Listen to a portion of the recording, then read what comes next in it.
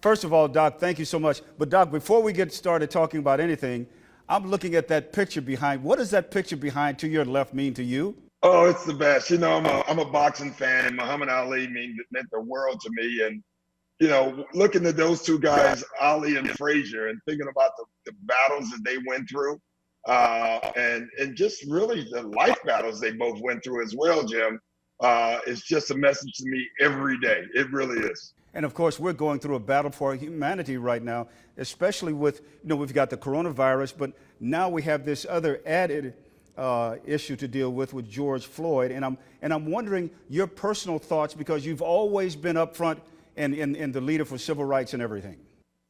Well, it's sad when you think of that. Not just the George Floyd thing, Jim. You watch a black kid going for a jog and getting basically assassinated. All this is sad. And we can't be quiet towards it. I don't believe in the one bad apple theory either. I think that's such a bad theory. Could you imagine if American Airlines, put out a press release where they said it was one bad apple, a pilot, so we got to do better. We got to speak out to all injustice, all inequality. And it doesn't have to be, this shouldn't be a color thing. That's what I keep saying. This is a humanity thing, Jim. The protests are because of, and so, yeah, we're covering some of the things that are happening in the protests and the violence and all that. And we don't want that, right? But we also have to stick to why they're protesting. And we have to stay focused on that as well.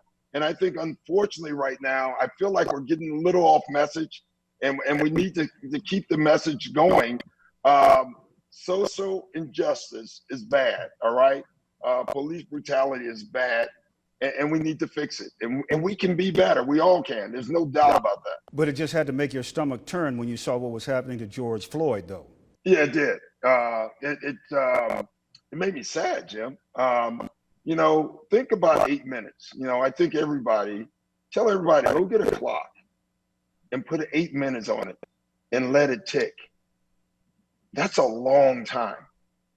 That's a long time. And not just the one cop, but the others watching.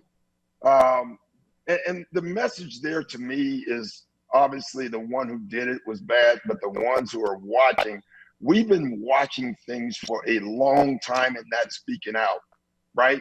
So there's two messages there. Like, just because you're not the person doing it, but if you see it, we have to speak out. We have to speak up. And it is uncomfortable sometimes, and that's okay too. If it's uncomfortable, it's uncomfortable, but do the right thing all the time. When you had a meeting with your players, were their comments uncomfortable, or were they just brutally honest? They were brutally honest, and some were uncomfortable, I loved it, like talking to Patrick and all of our players, some of them are angry, some of them are hurt. Some of them don't know what to do. Some of them don't know if they should say anything. And all those emotions, I told them, are right. All right. And I for me, it's education at the end of the day.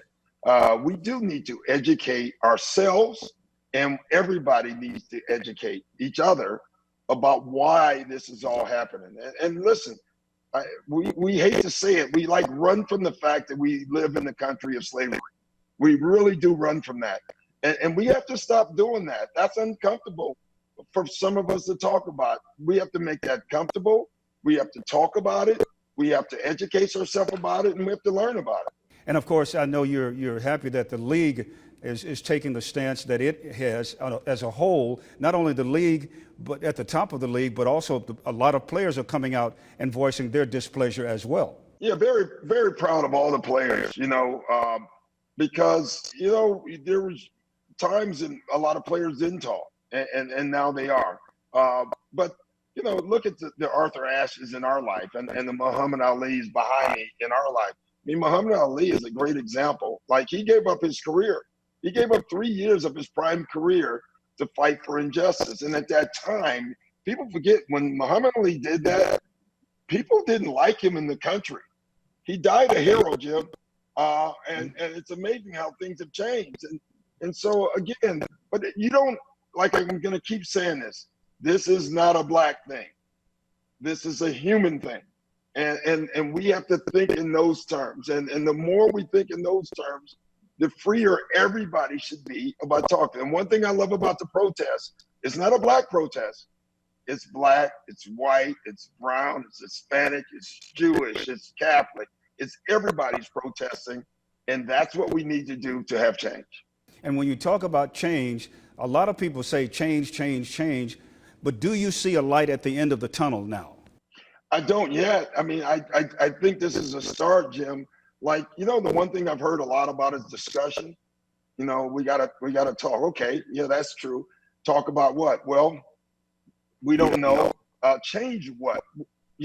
So listen.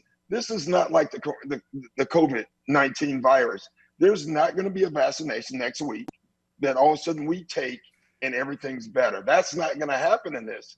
But what has to happen is after the protests stop, we have to continue to march and act. Speak out if you see something.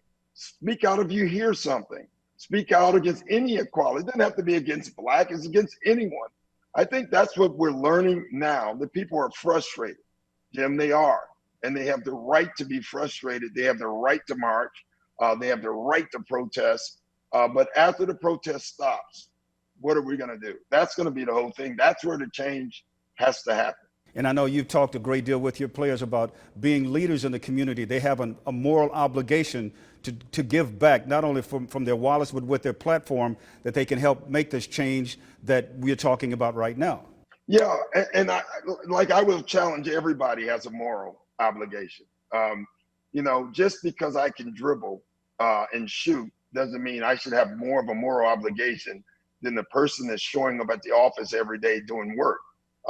We all have an obligation to make this a better place. All of us do. And if we take that, like a person is a person through other people. I can't be all I can be unless you are all you can be, right? And so if we thought and lived that way, we have a better chance to a better life. But there's a lot of work to do, Jim, and we all know that.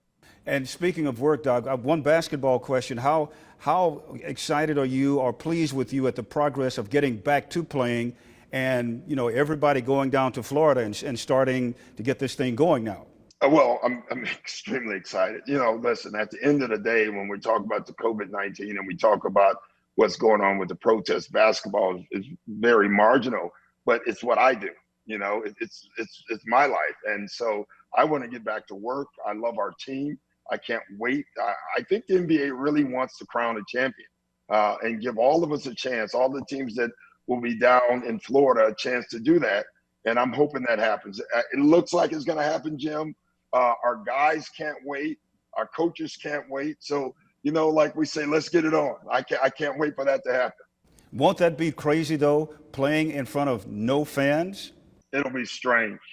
It'll be different. But right now, and one of the things I'm telling my players, strange is normal right now, all right? And we can't use that as an excuse. Nothing's really fair. Think about it. We should have home court advantage in the first, maybe the second round as well, but we won't have it. Rachel will be playing on a neutral floor. Well, so will the other team, So at the end of the day, be happy we can at least do our jobs. And because there's a lot of people that still can't.